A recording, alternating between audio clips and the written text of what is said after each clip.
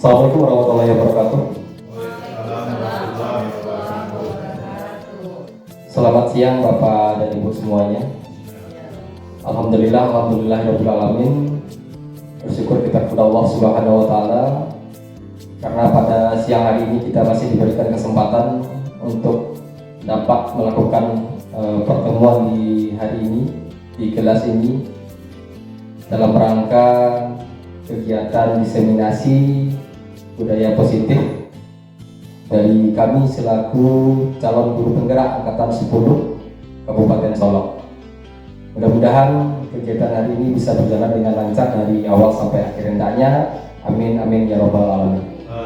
Salawat dan salam tak lupa kita hadiahkan buat Nabi kita Muhammad sallallahu alaihi wasallam.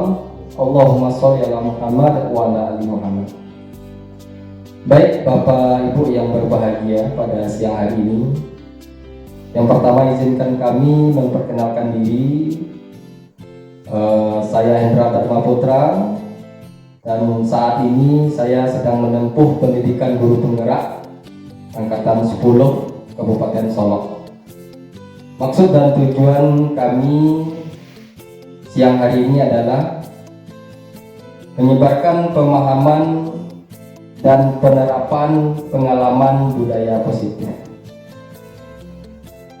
yang sama-sama kita ketahui Bapak dan Ibu bahwa kami sudah menjalankan kegiatan ini kurang lebih selama 3 bulan. Nah, di modul 1.4 kami mendapatkan tugas untuk melakukan aksi nyata terkait apa yang sudah kami pelajari di modul 1.4 Bapak dan Ibu.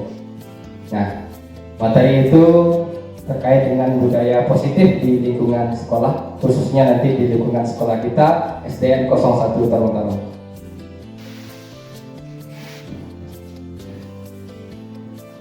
Baik Bapak dan Ibu, pada modul 1.4 kami mempelajari terkait dengan konsep budaya positif. Yang pertama terkait dengan disiplin positif dan nilai-nilai kebajikan. Kemudian yang kedua motivasi perilaku manusia. Yang ketiga terkait dengan keyakinan kelas. Kemudian yang keempat kebutuhan dasar manusia. Yang kelima posisi kontrol guru, dan yang terakhir adalah segitiga restitusi. Jadi di budaya positif nanti ada 6 materi yang akan kami sajikan Bapak dan Ibu.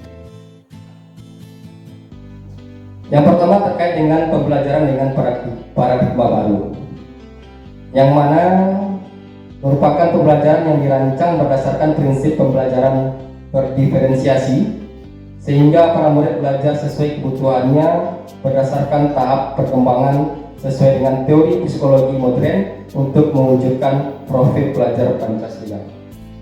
Nah, di sini ada Bapak dan Ibu terkait dengan profil pelajar Pancasila yang perlu kita tanamkan semenjak dini di murid kita. Yang pertama, beriman, bertakwa kepada Tuhan Yang Maha Esa dan berakhlak mulia. Kemudian yang kedua, berkebinekaan global. Kemudian yang ketiga, bergotong royong. Kemudian kreatif, bernalar kritis, dan mandiri. Nah, terkait dengan teori kontrol Bapak dan Ibu, di sini kita mengalami miskonsepsi, ya, kesalahpahaman dalam memahami teori kontrol. Nah, di mana letak miskonsepsinya Bapak dan Ibu? Yang pertama adalah ilusi guru mengontrol murid. Nah, pada dasarnya kita tidak dapat memaksa murid untuk berbuat sesuatu jika murid tersebut memilih untuk tidak melakukannya. Jadi kalau dulu kita sifatnya lebih memaksa, tapi sekarang tidak lagi. Nah, ini salah satu bentuk miskonsepsinya Bapak dan Ibu. Nah, ini yang kita lakukan dahulu. Nah, kemudian yang kedua adalah ilusi bahwa semua penguatan positif itu efektif dan bermanfaat. Nah, ini dulu. Dalam jangka waktu tertentu, kemungkinan murid tersebut akan menyadarinya dan mencoba untuk menolak rujukan kita, atau bisa jadi murid tersebut menjadi tergantung pada pendapat sang guru untuk berusaha. Jadi di sini lebih sifatnya ide itu keluar dari guru, bukan dari intrinsik seorang murid. Nah, gitu Bapak dan Ibu. Kemudian ilusi bahwa kritik dan membuat rasa bersalah mampu menguatkan karakter. Menggunakan kritik dan rasa bersalah untuk mengontrol murid menuju pada identitas gagal Bapak dan Ibu. Mereka belajar untuk merasa buruk tentang diri mereka. Nah, ini yang harus kita jadikan perubahan Bapak dan Ibu. Membuat rasa bersalah. Kalau dulu kan kita sering menyudutkan murid, menjudge murid dengan kesalahan-kesalahan yang mereka lakukan, dan ternyata ini juga salah Bapak dan Ibu yang kita lakukan. Kemudian ilusi bahwa orang dewasa itu berhak memaksa. Nah, itu pemikiran-pemikiran kita dahulu terkait dengan teori kontrol, bagaimana mengontrol murid-murid kita di sekolah. Nah, sekarang Bapak dan Ibu, paradigma stimulus respon ini diubah menjadi pendekatan teori kontrol. Nah, contohnya seperti ini. Di stimulus respon, realita atau kebutuhan itu sama. Ya, sedangkan di teori kontrol itu berbeda Bapak Ibu. Makanya saat sekarang ini dicanangkan bahwa pendidikan itu memang betul berpihak pada murid sesuai dengan karakteristik murid. Karena kita tahu bahwa karakteristik murid kita itu berbeda-beda Bapak dan Ibu. Nah, di sini akan terlihat perbedaannya. Ini yang cara lama, ini yang cara baru. Semua orang melihat hal yang sama, sedangkan di teori kontrol adalah setiap orang memiliki gambaran yang berbeda. Kemudian di stimulus respon, kita mencoba mengubah orang agar berpandangan sama dengan kita. Sedangkan di teori kontrol, kita berusaha memahami pandangan orang lain tentang dunia. Jadi seperti yang tadi, tidak bisa memaksakan diri kita. Kemudian perilaku buruk dilihat sebagai suatu kesalahan, itu dulu Bapak dan Ibu. Dan sekarang semua perilaku itu memiliki tujuan, meskipun yang dilakukannya itu salah. Nah, gitu. Kemudian orang lain bisa mengontrol saya. Di teori kontrol, hanya Anda atau hanya diri kita yang bisa mengontrol diri kita. Kemudian saya bisa mengontrol orang lain, sedangkan di teori kontrol kita tidak bisa mengontrol orang lain. Kemudian di stimulus respon, pemaksaan ada pada saat rujukan gagal, sedangkan di teori kontrol, kolaborasi dan konsensus menciptakan pilihan-pilihan baru. Nah, inilah perubahan dari paradigma stimulus respon menjadi pendekatan teori kontrol atau yang sekarang kita jalani Bapak dan Ibu. Nah, kemudian kita masuk ke disiplin positif. Pengertiannya Bapak dan Ibu, disiplin itu berasal dari kata disiplina yang artinya belajar. Jadi disiplin itu mengacu pada disiplin diri yang memiliki tanggung jawab terhadap apa yang dilakukannya berdasarkan nilai-nilai yang diyakini. Nah, jadi disiplin positif itu merupakan salah satu cara penerapan disiplin yang bertujuan untuk menumbuhkan kesadaran serta memberdayakan peserta didik tanpa imbalan penghargaan atau reward, ancaman atau hukuman. Jadi kita tidak lagi mengancam murid, memberikan hukuman atau memberikan sanksi Bapak dan Ibu. Nah, di sini tepatnya adalah atau tujuannya adalah menumbuhkan kesadaran dari murid itu sendiri. Nah, itu tujuan dari disiplin positif. Nah, kita sebagai pendidik Bapak dan Ibu, tujuan kita adalah menciptakan peserta didik yang memiliki disiplin diri sehingga mereka berperilaku mengacu kepada nilai-nilai kebajikan universal dan memiliki motivasi intrinsik ini dalam diri mereka sendiri, tidak ada paksaan dari pihak manapun dalam perubahan perilaku ke arah yang lebih baik. Kemudian Bapak dan Ibu, di sini kita akan mengkaji nilai-nilai kebajikan. Ini yang nantinya yang akan kita usahakan untuk kita terapkan pada penerapan disiplin positif di sekolah kita atau di lingkungan sekolah kita. Nah, apa itu nilai-nilai kebajikan? Nilai kebajikan itu adalah nilai yang disepakati bersama. Ya, kuncinya di situ Bapak dan Ibu, bersama. Jadi di sini tidak hanya guru yang menetapkan, siswa yang melaksanakan, tidak seperti itu. Tetapi disepakati bersama. Kita guru dengan murid menyepakatinya. Lepas dari suku bangsa, agama, bahasa maupun latar belakangnya. Jadi kita tidak memandang hal itu lagi. Oh, dia mungkin keluarganya dari keluarga yang kaya, dia berasal dari keluarga yang kurang mampu. Kita tidak memandang hal yang seperti itu lagi. Jadi di sini kita samaratakan, tidak ada di sini perbedaan. Nah, ini beberapa contoh Bapak dan Ibu terkait dengan nilai-nilai kebajikan. Yang pertama itu mungkin terkait dengan profil pelajar Pancasila, sama-sama kita ketahui seperti yang disebutkan di awal tadi, beriman, bertakwa, kemudian berakhlak mulia, berkebinekaan global, gotong royong, sampai nanti bernalar kritis. Nah, kemudian ada lagi nilai-nilai kebajikan seperti toleransi, rasa hormat, integritas, mandiri, menghargai, antusias, empati, keingintahuan, dan masih banyak lagi Bapak dan Ibu.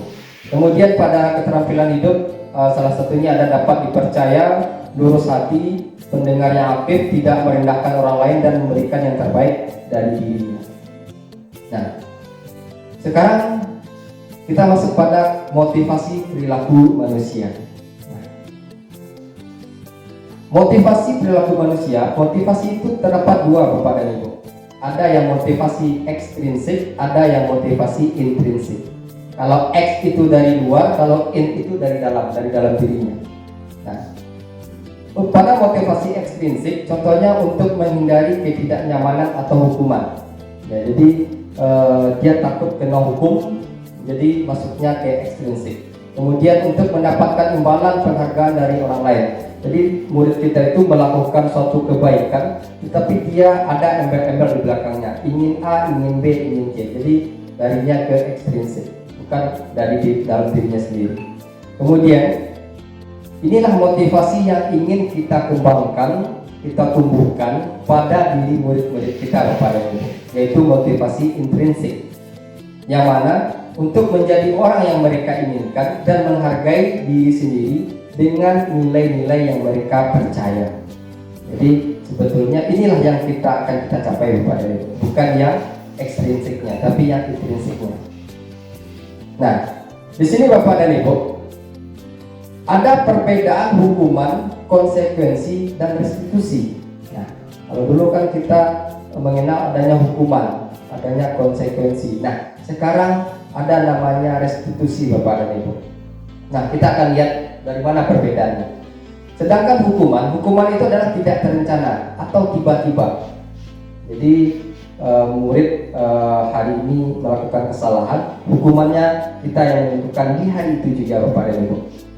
Sedangkan konsekuensi terencana atau disepakati di awal. Sebelum kita membuat peraturan, kita sepakati apabila murid kita melanggar peraturan A, apa konsekuensinya, gitu. Perbedaan hukuman dengan konsekuensi. Kemudian di hukuman murid tidak tahu apa yang akan terjadi atau tidak dilibatkan. Jadi hukuman ini dia berpihak pada satu poin saja, yaitu guru. Kemudian sifatnya cuma satu arah, berupa hukuman fisik atau psikis. Nah ini kalau hukuman ini masih ada hukuman fisiknya. Kemudian pada konsekuensi, murid tetap dibuat tidak nyaman karena adanya dia melakukan kesalahan, tetapi ujungnya dia harus punya konsekuensi untuk menggantikan dari kesalahan itu, untuk membuat kesalahan dia itu menjadi suatu perubahan. Nah, tapi dia punya konsekuensi. Kemudian sikap guru selalu memonitor murid. Ya, jadi guru-guru itu selalu memantau Bapak dan Ibu, dipantaunya siapa yang melakukan kesalahan, siapa lagi gitu. Nah, sedangkan di restitusi semua ini tidak ada Bapak dan Ibu. Nah, di restitusi ini proses menciptakan kondisi bagi murid untuk memperbaiki kesalahan. Jadi kita guru, kita lakukan suatu langkah-langkah, namanya langkah restitusi. Nah, di sini adalah kita memperbaiki kesalahannya. Kesalahan yang mereka buat kita jadikan suatu pembelajaran bagi dia, dan kedepannya dia mau berubah ke arah yang lebih baik lagi. Kemudian adanya di sini proses kolaboratif yang mengajarkan murid untuk mencari solusi sendiri. Nah, solusinya tidak dari kita guru Bapak dan Ibu, tetapi muridlah yang kita ajak untuk berdiskusi, kita komunikasi dengan mereka, kemudian kita pancing bagaimana mereka memiliki suatu ide terkait dengan permasalahan yang mereka lakukan. Kira-kira apa solusinya bagi mereka gitu. Itu kalau di restitusi. Nah, di restitusi tidak kita temukan lagi yang namanya guru marah, kemudian siswanya disuruh melakukan hal-hal yang tidak sepantasnya seperti hormat bendera. Kalau dulu kan seperti itu ya Bapak dan Ibu. Nah, untuk di restitusi tidak lagi. Nah, sekarang kita masuk kepada bagian keyakinan kelas Bapak dan Ibu. Nah, pertanyaannya, mengapa keyakinan kelas, kenapa bukan peraturan kelas? Yang sebelumnya kita ketahui bersama, kita punya yang namanya tata tertib. Salah satunya adalah tata tertib sekolah. Mungkin sebelumnya kita juga pernah membuat yang namanya tata tertib kelas. Dan ternyata Bapak dan Ibu, keyakinan dengan tata tertib atau peraturan itu jauh berbeda. Nah, di mana letak perbedaannya? Kalau di keyakinan kelas itu Bapak, kita bicara tata tertib. Kalau di tata tertib itu aturan-aturannya berasal dari guru. Ya, kita tidak melibatkan murid. Kita tentukan aturan-aturannya, kemudian baru kita sosialisasikan kepada murid-murid kita. Nah, itu perbedaannya. Kemudian sedangkan di keyakinan kelas itu kita mengajak mereka berdiskusi, kemudian mereka mengeluarkan pendapat, dan itulah yang akan menjadi keyakinan kelas. Nah, syaratnya Bapak dan Ibu untuk menjadi keyakinan kelas ini adalah kita harus menggunakan kalimat-kalimat yang positif. Nah, salah satu contoh yang tidak sesuai dengan aturan atau tata tertib sebelumnya, kalau di tata tertib itu kan kita menggunakan kata tidak boleh atau dilarang membuang sampah sembarangan, tidak boleh membawa senjata tajam, dan itu kalimat-kalimat yang seperti itu lebih ke negatifnya, ya, bukan kalimat positif. Nah, di keyakinan kelas tugas kita adalah kita boleh mengacu kepada aturan tersebut, tetapi tetap kita kembalikan kepada murid. Nah, apabila murid tidak setuju, otomatis tidak bisa menjadi keyakinan kelas Bapak dan Ibu. Itu. Nah, ini pembentukan keyakinan kelas. Sifatnya lebih abstrak, berupa pernyataan universal, dibuat dalam pernyataan yang positif yang seperti tadi, seperti tidak boleh datang terlambat diganti dengan datang tepat waktu. Nah, jadi lebih positif Bapak dan Ibu. Sedikit saja agar mudah diingat. Jadi tidak perlu kalimatnya yang panjang-panjang untuk keyakinan kelas. Contohnya saling menghargai. Nah, gitu. Jadi lebih mudah diingat oleh murid-murid kita dan juga kita Bapak dan Ibu. Kemudian sesuai dengan kondisi kelas dan sekolah sehingga mudah diterapkan. Jadi nanti keyakinan ataupun keyakinan sekolah kita itu akan berbeda dengan keyakinan sekolah lain, karena di sini sesuai dengan kondisi. Ya. Kemudian semua warga sekolah atau warga kelas dilibatkan saat membuat keyakinan kelas. Nah, di sini memang murid dilibatkan Bapak dan Ibu. Kita sebagai guru hanyalah mengontrol, kemudian memberikan stimulus bagaimana mereka itu bisa memiliki ide, keluar ide-idenya gitu. Nah, ini salah satu contoh Bapak dan Ibu yang sudah kami cobakan di kelas terkait dengan keyakinan kelas 5. Yang pertama itu adalah masuk kelas tepat waktu, tidak lagi tidak boleh datang terlambat. Bukan itu lagi bahasanya Bapak dan Ibu. Kemudian merawat perlengkapan kelas. Kalau biasanya kan tidak boleh coret-coret meja, kemudian tidak boleh merusak perlengkapan yang ada di kelas. Jadi lebih ke arah positifnya, merawat perlengkapan kelas, mengerjakan tugas tepat waktu, peduli terhadap teman, menghargai guru dan teman, aktif dalam belajar, menjaga kebersihan kelas, angkat tangan jika ingin bicara, berbicara dengan sopan, dan menjawab terhadap tugas.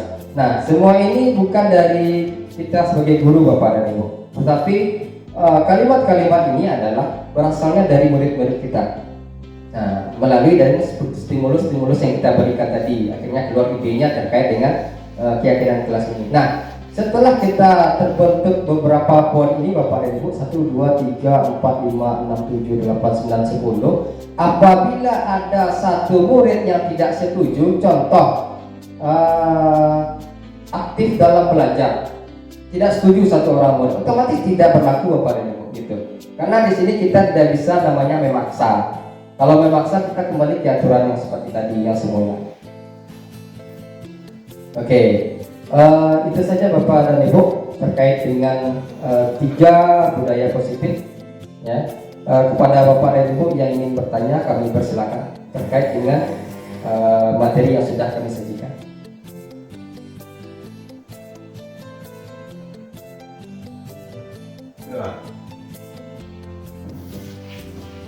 Ya, silakan Pak Sob.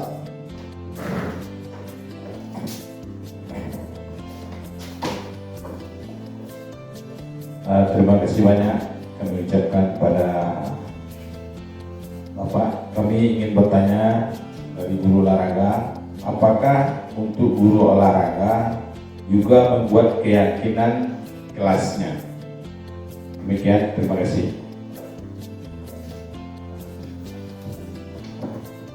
Oke, Pak Yasir, pertanyaan yang luar biasa. Terkait keyakinan kelas, beliau bertanya karena beliau adalah guru olahraga kita. Kan kita di kelas punya wali kelas. Nah, kita sudah buat keyakinan kelas kita. Contohnya saya kelas 5, sudah ada keyakinan kelas ini. Dan ternyata Pak Yelson masuk ke kelas 5, gitu ya Pak ya? Apakah beliau juga punya keyakinan kelas? Jawabannya boleh, Bapak dan Ibu. Ya, boleh. Karena keyakinan kelas ini itu hanya berlaku saya dengan murid saya, gitu. Jadi adapun guru bidang studi yang masuk ke kelas saya, otomatis mereka juga membuat keyakinan kelas sesuai dengan apa yang mereka yakini bersama, gitu. Karena di sini pada saat saya membuat keyakinan kelas ini, Bapak Yosef tidak ada.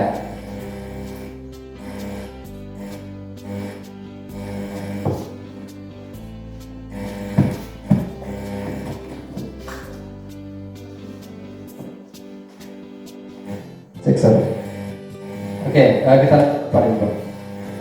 Karena saat saya membuat keyakinan kelas ini, beliau tidak ada di kelas saya. Otomatis beliau tidak termasuk ke dalam orang yang ikut meyakini. Jadi beliau juga berhak untuk membuat keyakinan kelas sesuai dengan mungkin mata pelajaran beliau yang olahraga. Mungkin salah satunya nanti Pak Yelson seperti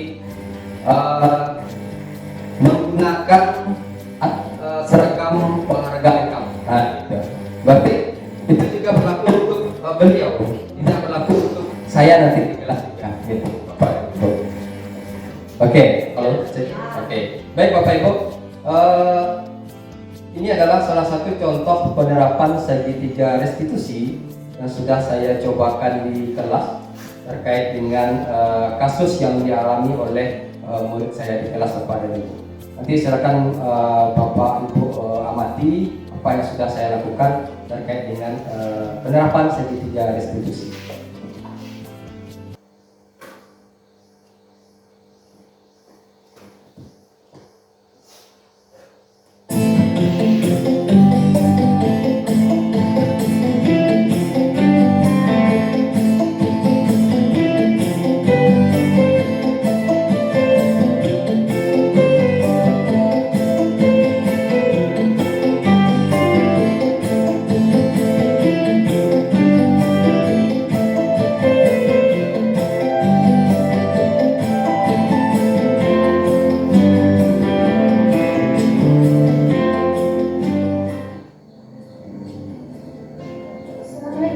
Waalaikumsalam. Silakan dulu.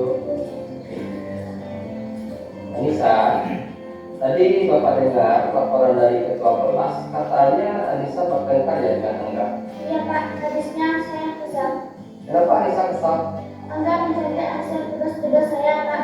Bahkan dia merebut buku saya dengan paksa untuk mencari tugas saya Pak. Oh begitu. Ya udahlah kalau Anissa marah kesal. Jika Bapak ada di posisi Anissa, juga akan dibuat hal yang sama. Dan Bapak yang Anissa lakukan terhadap Angga? Saya marah Pak, saya maki-maki Angga dan kemudian saya memukul meja. Oh begitu. Pasti Anissa berbuat seperti itu ada alasannya ya? Iya Pak, masa saya bakal diam saja. Kan saya sudah berusaha payah memikirkan jawaban tugas-tugas saya. Nah, Angga hanya sekedar mengkritik saja Pak, tidak mau mencari jawabannya sendiri. Ya udahlah Anissa. sama-sama karena tidak elak kerja dari hasil pemikiran sendiri dicontek oleh orang lain. Bapak menghargai tindakan Anissa yang tidak membuat lebih buruk daripada itu, misalnya memukul teman. Nah, sekarang coba kita kritik bersama. Tindakan Anissa sampai marah dengan memukul meja, apakah sudah sesuai dengan keyakinan kelas kita? Tidak sesuai, Pak. Menurut Anissa, keyakinan kelas apa yang sudah dilanggar? Keyakinan tentang menghormati antar teman, Pak. Nah, betul. Menurut Anissa, menghormati antar teman itu penting atau tidak? Sangat penting, Pak. Baik, karena sangat penting. Jadi keyakinan kelas apa yang harus Anissa lakukan pada saat Anissa sedang marah? Saya harus lebih sabar, Pak, dalam mengendalikan emosi. Sekarang Anissa bersedia memperbaiki masalah ini? Saya bersedia, Pak. Apa yang akan Anissa lakukan untuk memperbaiki masalah ini? Saya harus bisa bersabar dan menahan amarah saya, Pak. Jika ada teman yang mencontek saya, akan melakukan pada guru yang mengajar pada saat itu, Pak. Ya, tepat sekali tindakan Anissa. Tetap semangat ya. Sekarang silakan kembali. Terima kasih, Pak. Sama-sama.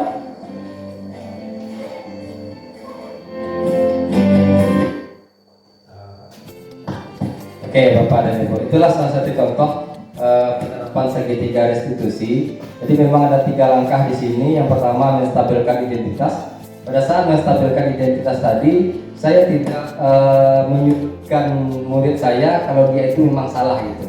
Tapi saya tanyakan kenapa alasannya. Nah, kemudian saya juga menyatakan bahwa karena dia tadi memukul meja, jadi mungkin perilaku itu tidak melebihi batas gitu, seperti mungkin memukul teman atau lebih dari itulah. Jadi saya juga menghargai apa yang dia lakukan, tetapi tidak menyudutkan bahwa dia itu salah. Kemudian saya juga melakukan validasi tindakan yang salah. Saya tanyakan kepada murid saya itu alasannya, apa alasannya dia sampai seperti itu. Nah, ternyata dia mau mengeluarkan unek-uneknya karena tugasnya selalu dicontek seperti itu, Bapak dan Ibu.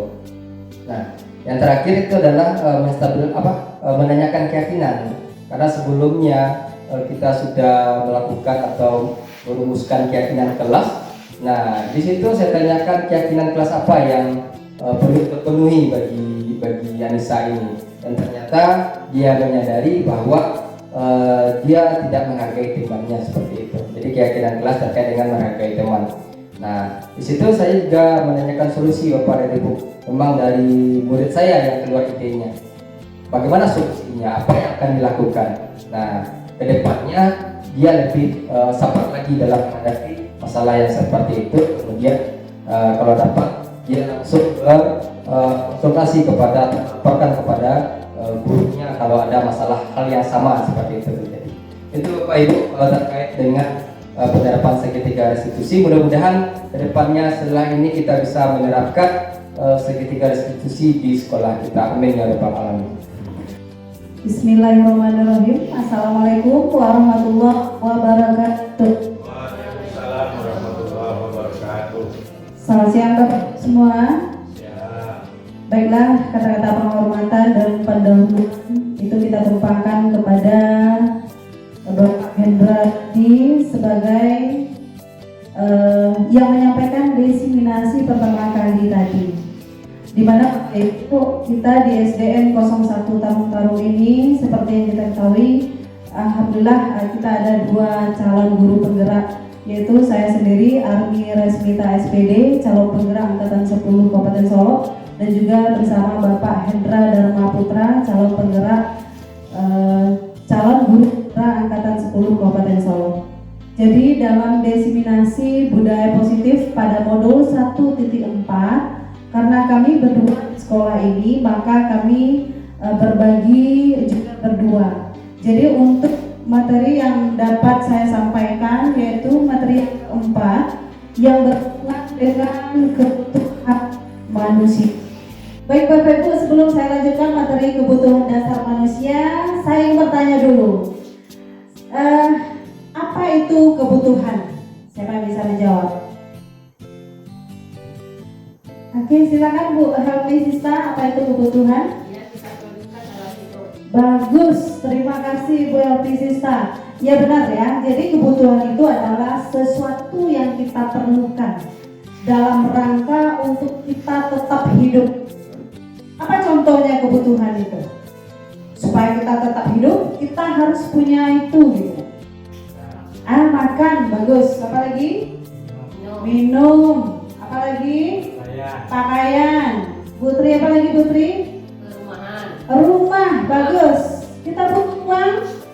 Iya, Bapak Ibu, itu adalah salah satu kebutuhan kita sekarang. Kalau tidak ada uang, kita tidak bisa apa-apa.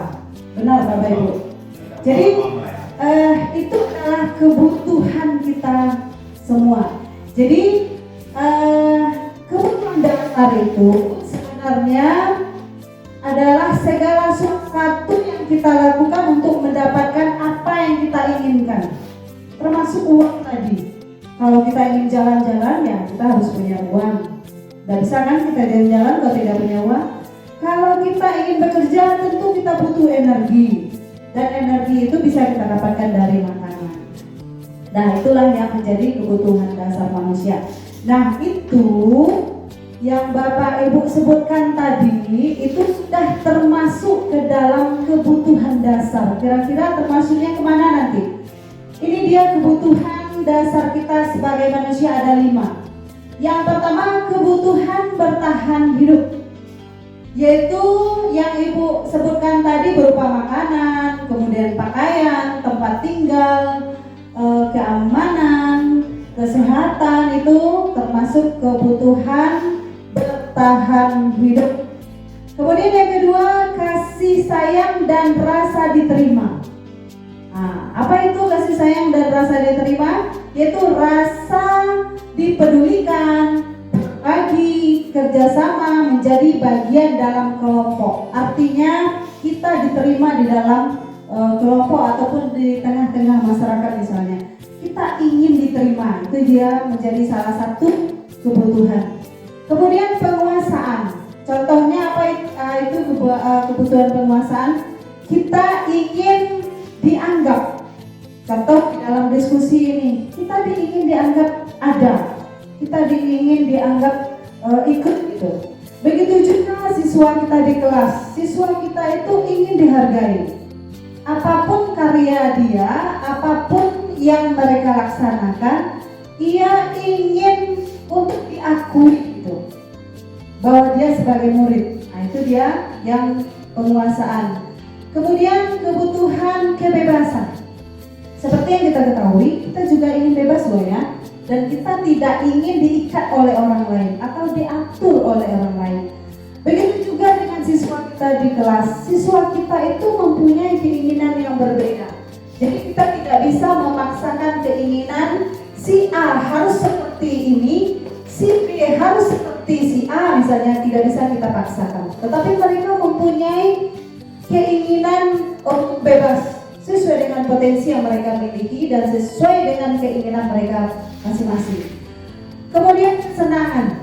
Kesenangan ini berhubungan dengan bermain, humor, antusiasme, dan tertawa. Seperti yang kita lihat di kelas kita, bahwa murid itu dia butuh kesenangan Bapak Ibu. Jadi tidak harus seperti dalam pembelajaran, tidak harus materi terus yang kita berikan kepada murid kita. Tetapi mereka butuh bermain, mereka butuh tertawa, dan mereka butuh humor gitu. Jadi dalam pembelajaran sebenarnya kita rancang pembelajaran yang menyenangkan, yang sehingga mereka sebenarnya mereka ada belajar, tetapi memang kelihatan bermain, tetapi mereka sebenarnya adalah sedang belajar gitu. Jadi itulah yang menjadi kebutuhan dasar manusia. Begitu juga siswa kita di kelas, tentu kita memperhatikan kebutuhan-kebutuhan dari siswa kita agar pembelajaran yang kita berikan tentunya menyenangkan bagi siswa. Kemudian kita masuk lagi posisi kontrol guru. Di sini ada 5 posisi kontrol guru. Yang pertama adalah sebagai penghukum. Nah, jika kita kilas balik pembelajaran kita sebelum ini, apakah kita pernah dalam posisi penghukum ini? Contoh, posisi penghukum misalnya ada siswa yang berbuat masalah, kita langsung misalnya namanya si Adi. Adi, kenapa kamu buang sampah sembarangan? Sekarang coba bersihkan WC. dalam waktu 10 menit kamu harus sudah membersihkan WC tersebut dan WC sudah bersih. Begitu.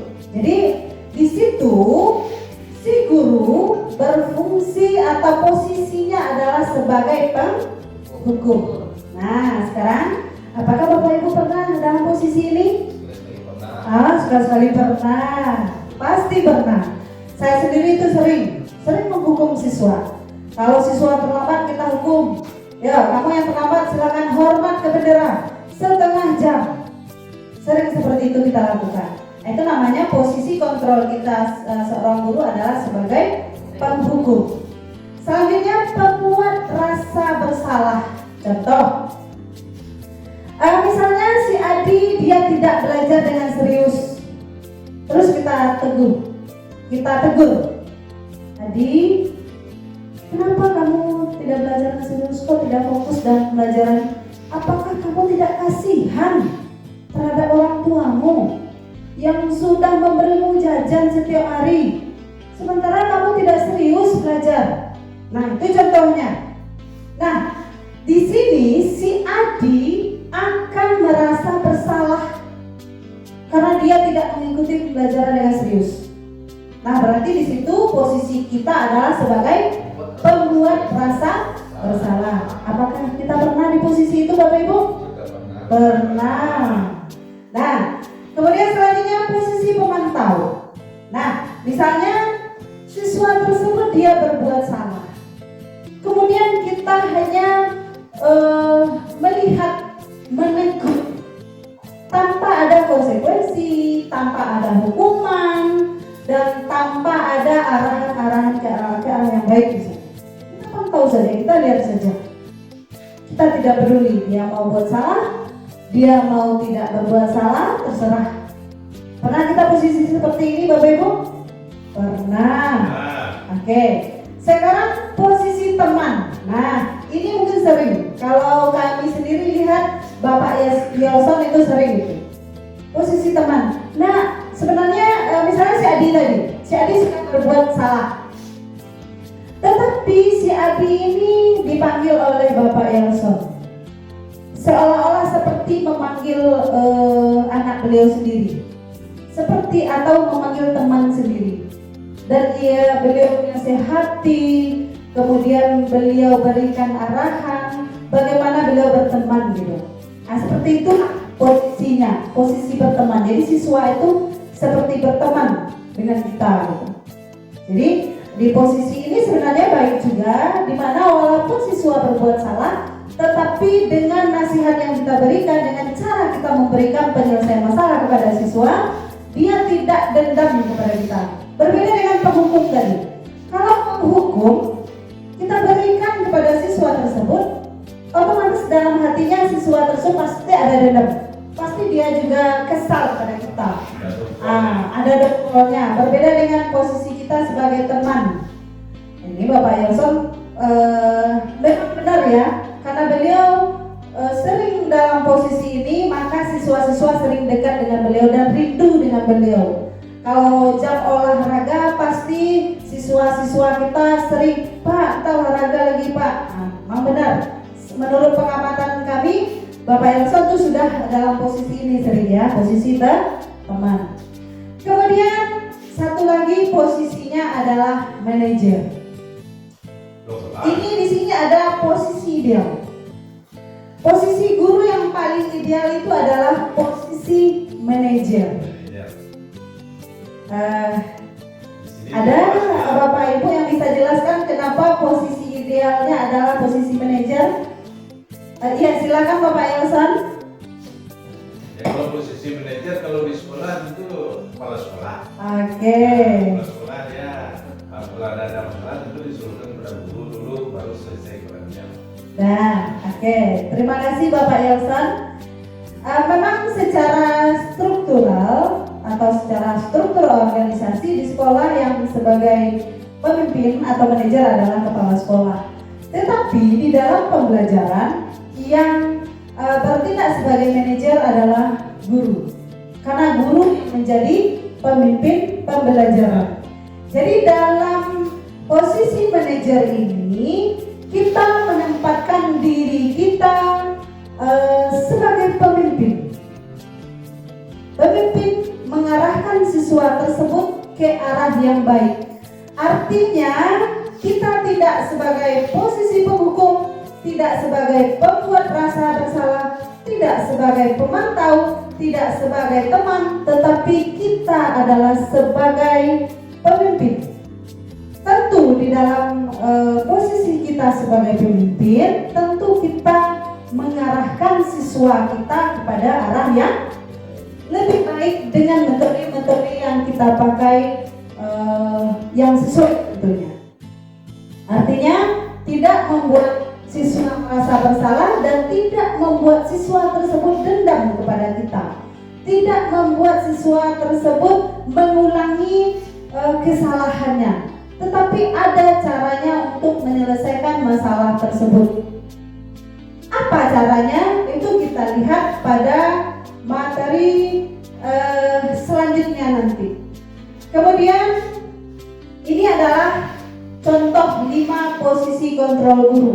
Yang pertama adalah sebagai penghukum, yang kedua pembuat rasa bersalah. Ini contohnya, ini sudah kita bahas tadi satu persatu secara langsung. Kita lanjut saja.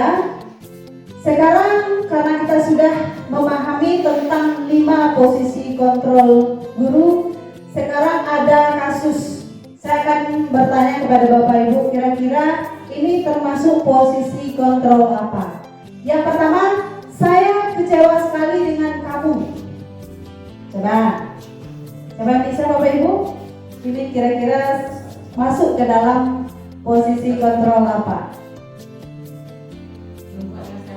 Oke, bagus Ibu Helpi Sista, membuat rasa bersalah. Oke, bagus, benar ya. Tepuk tangan untuk Ibu Helpi Sista.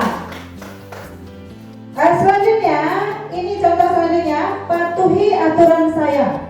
Kalau tidak, awas.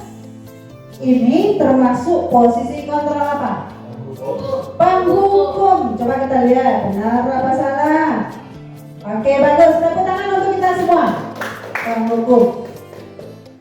Selanjutnya ini, apa rencanamu untuk menyelesaikan masalah ini?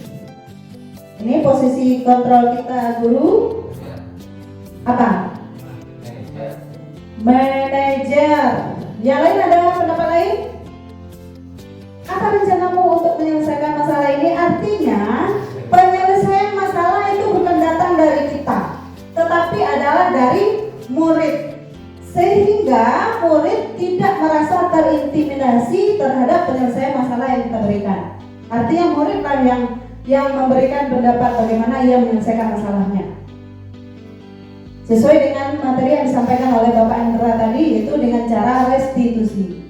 Ini posisi kita adalah sebagai manajer. Bagus, tepuk tangan untuk kita semua. Dan posisi inilah posisi yang paling ideal bagi kita. Artinya jika siswa membuat suatu masalah, kita minta penyelesaian masalahnya dari siswa tersebut, bukan datangnya dari kita. Kalau selama ini kan kita yang berikan solusi. Nah, kalau kamu berbuat seperti ini, kamu harus melakukan ini, gitu. Berarti kita memaksa siswa. Ada posisi memaksa tadi, sesuai yang sudah disampaikan oleh Bapak Hendra di awal tadi.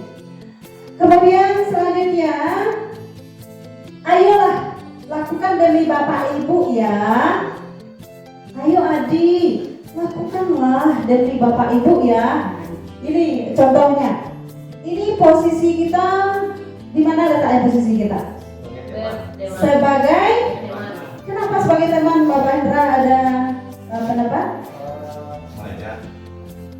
Ya, dari sini kita lihat dari bahasanya, kita ayolah berarti kita mengajak seorang yang kita ajak itu teman kita. Teman kita, bagus.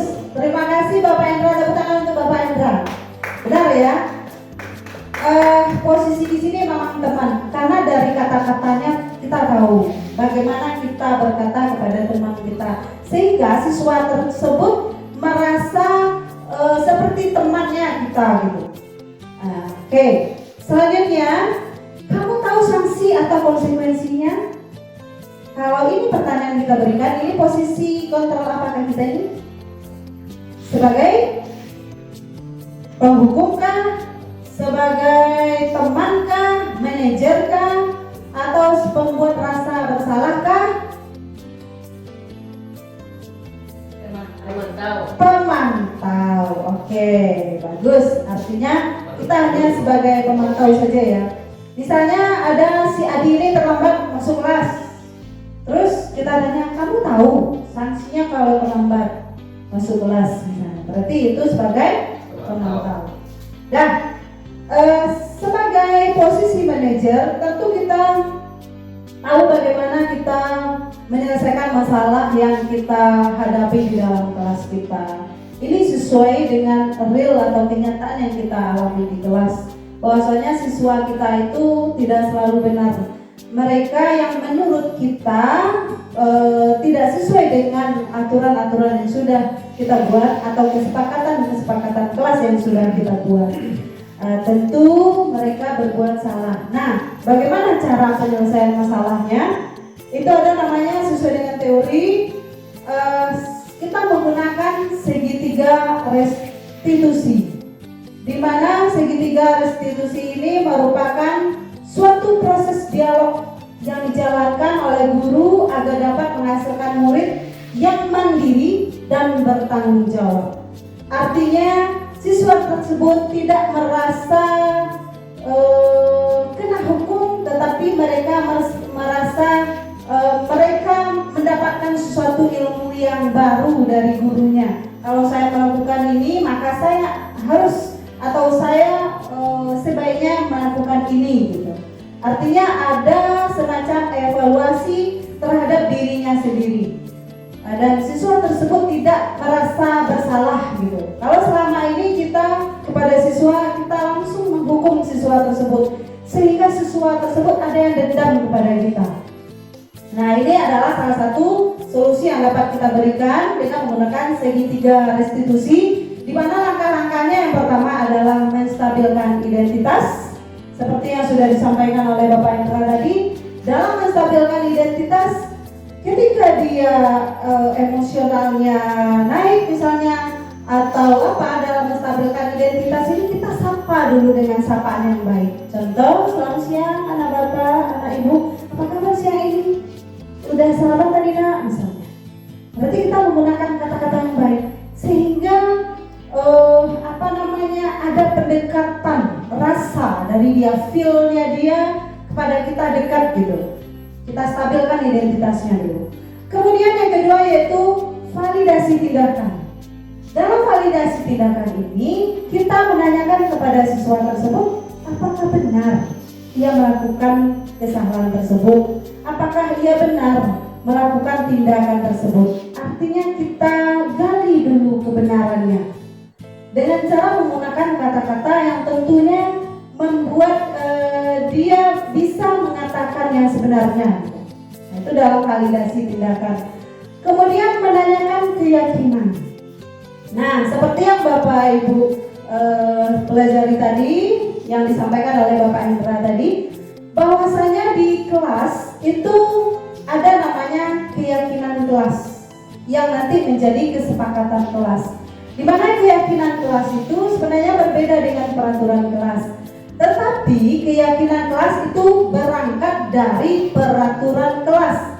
Jika dalam peraturan kelas kita menggunakan kata-kata tidak, pada keyakinan kelas kata-kata tidak tersebut tidak boleh, dilarang. Itu kan kalimat-kalimat positif atau kata-kata negatif atau kalimat negatif. Maka dalam keyakinan kelas itu kita rubah menjadi kata-kata atau kalimat-kalimat yang positif. Contoh yang sudah saya buat pada kelas saya, kelas 6, yaitu kesepakatan kelas masuk kelas tepat waktu.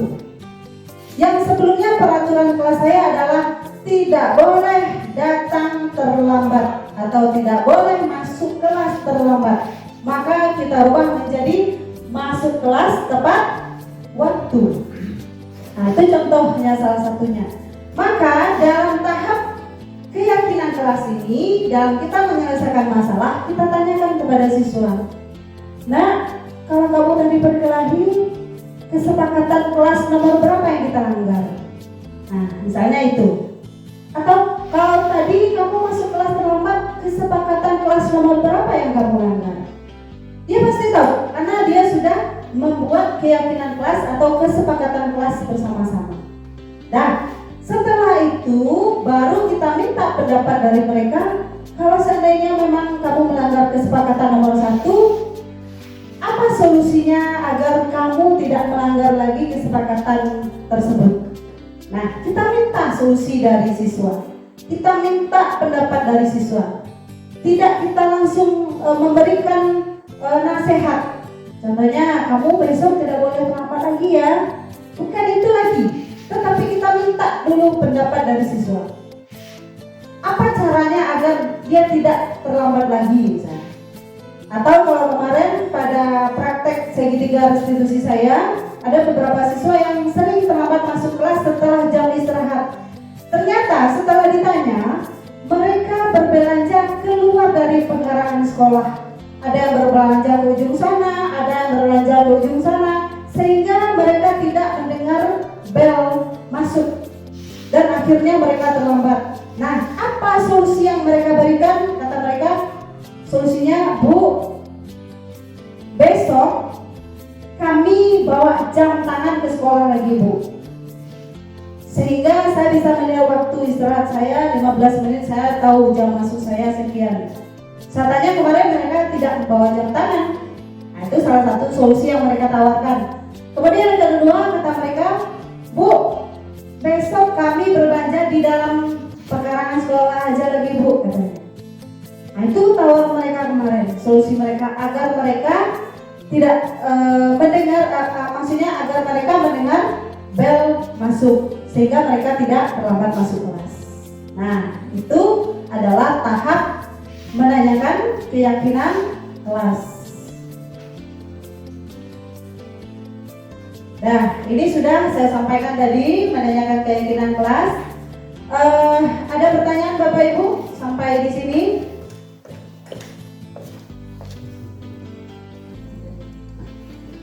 Ada pertanyaan Bapak Ibu? Oke, Bu Helvi Sista, silakan Bu Helvi. Terima kasih. Di sini saya pernah menanyakan untuk pelaksanaan segitiga restitusi ini, apakah berlaku untuk kasus berat atau kasus ringan? Baik, terima kasih. Bagus sekali pertanyaannya Bapak Ibu. Tepuk tangan untuk Bu Helvi Sista. Ada yang bisa bantu jawab pertanyaan dari Ibu Helvi Sista? Menurut pemahaman kita tadi, apakah ini berlaku untuk kasus berat atau ringan? Apakah ringan saja atau kedua-duanya? Ya, silakan Bapak Kepala Sekolah. Baiklah Bapak Ibu, saya rasa itu bisa saja kedua-duanya bisa kita gunakan untuk kasus berat dan ditindak untuk kasus ringan. Terima kasih. Oke, terima kasih Bapak Kepala Sekolah. Menurut beliau, penerapan segitiga restitusi ini bisa kita terapkan untuk siswa yang mempunyai kasus berat maupun kasus ringan. Ada lagi pendapat yang lain Bapak Ibu? Kita sepakat? Sepakat. Nah, benar ya. Sebenarnya apapun kasus atau apapun masalah yang dialami oleh siswa itu bisa kita terapkan segitiga restitusi ini. Karena kenapa demikian? Karena siswa kita tersebut jika kita berikan langkah-langkah sesuai dengan langkah restitusi ini, mereka tidak akan merasa seperti diintimidasi atau dihukum gitu. Tetapi mereka merasa kita berikan salah satu pengalaman baru bagi mereka. Artinya mereka belajar dari kesalahan mereka. Jadi mereka tidak dendam kepada kita. Berbeda dengan posisi kita yang hukum tadi, kita langsung saja menjudge anak itu, kamu salah, silakan kamu hormat ke bendera, gitu ya, tanpa kita tanya dulu alasan mereka. Mungkin mereka terlambat ada alasannya tersendiri, atau mungkin mereka meribut di kelas punya alasan dan punya pendapat sendiri gitu. Nah, jadi segitiga restitusi ini bisa kita laksanakan baik itu kasus berat ataupun kasus ringan. Ada lagi pertanyaan lain Bapak Ibu? Kalau tidak, saya tutup diseminasi pada hari ini. Terima kasih banyak atas perhatian dan partisipasi Bapak Ibu yang sudah mengikuti partisipasi Bapak Ibu yang sudah mengikuti diseminasi dari siang tadi. Mudah-mudahan apa yang kita dapatkan pada hari ini bermanfaat bagi kita semua. Kalau ada kata-kata saya yang salah, saya mohon maaf. Saya sudahi dengan Assalamualaikum warahmatullahi wabarakatuh. Waalaikumsalam warahmatullahi wabarakatuh. Assalamualaikum warahmatullahi wabarakatuh. Terima kasih banyak waktu yang diberikan kepada kami dalam rangka memberikan feedback balik tentang penyampaian daripada Bapak Hendra dalam yaitu dengan materi diseminasi penyebaran hidayah positif. Menurut pendapat kami, ini merupakan, kalau bagi kami itu merupakan hal yang baru. Setelah kami perhatikan penyampaian dari Pak Hendra, ini memang baik sekali dilakukan di sekolah, di mana kalau kita pedoman pada tahun-tahun sebelumnya ini jarang dilakukan. Salah satu contoh menghukum anak, yaitu selalu kita beri hukuman baik fisik ataupun mentalnya. Jadi dengan adanya penyampaian dari Pak Hen, itu tidak lagi seperti itu, tapi dengan cara dia bisa mengakui kesalahannya sendiri dengan berbagai arahan dan masukan, sehingga dia mengakui sendiri kesalahan tersebut. Itu memang bagus sekali untuk diterapkan di sekolah ini. Dan banyak lagi yang lain tadi, seperti cara penyelesaian masalah dengan cara segitiga restitusi. Itu memang bagus sekali. Sebenarnya selama ini tidak ada juga yang dilakukan, tapi tidak sering dilakukan hal yang seperti itu. Dengan adanya penyampaian Pak Hen tadi, memang perlu atau bagus sekali untuk diterapkan di sekolah ini, sehingga tidak ada lagi dengan cara kekerasan dan lain sebagainya. Jadi itu kira-kira untuk kedepannya seharusnya ini selalu diterapkan di sekolah kita ini, supaya sekolah kita ini lebih baik di masa-masa yang akan datang. Terima kasih. Assalamualaikum warahmatullahi wabarakatuh. Assalamualaikum warahmatullahi wabarakatuh. Saya Edo Hendra Wijaya, murid kelas 5. Saya sangat senang sekali sudah diajari oleh Bapak Hendra berdiskusi tentang membuat kesepakatan kelas. Mudah-mudahan kami bisa lebih baik lagi. Assalamualaikum warahmatullahi wabarakatuh. Assalamualaikum warahmatullahi wabarakatuh. Nama saya Anissa Naswatur Rafifah, murid kelas 5 SDN 01 Tarung-Tarung. Saya senang sekali diajak diskusi oleh Pak Hendra untuk dapat mengendalikan diri dari amarah karena ulah perilaku teman sekelas saya. Saya harus banyak belajar bersabar dan dapat menghormati teman-teman. Terima kasih. Assalamualaikum warahmatullahi wabarakatuh. Assalamualaikum warahmatullahi wabarakatuh. Alhamdulillah tadi saya sudah melaksanakan kegiatan diseminasi penyebaran daya positif. Yang pertama saya mengucapkan terima kasih banyak kepada Bapak Kepala Sekolah yang sudah memfasilitasi saya untuk dapat melaksanakan kegiatan diseminasi di sekolah bersama rekan-rekan guru lainnya. Kemudian yang kedua, ucapan terima kasih juga kepada seluruh rekan guru yang mana Bapak Ibu semua sudah mau berpartisipasi dan meluangkan waktunya untuk mengikuti kegiatan yang saya lakukan. Kemudian bagi diri saya sendiri terkait kegiatan diseminasi penyebaran disiplin positif, saya akan berusaha semaksimal mungkin pertama untuk menambah wawasan lagi terkait disiplin positif, memperbanyak literasi. Kemudian saya akan juga berusaha untuk dapat melaksanakan penerapan disiplin positif di sekolah saya, baik itu terkait dengan keyakinan kelas dan juga penerapan segitiga distribusi. Harapan saya di sini adalah mudah-mudahan saya juga bisa berkolaborasi bersama rekan guru lainnya dalam penerapan disiplin positif ini. Mudah-mudahan apa yang kami rencanakan bisa dilaksanakan dengan baik hendaknya. Amin ya rabbal alamin. Itu saja, terima kasih atas perhatiannya. Saya ucapkan Assalamualaikum warahmatullahi wabarakatuh.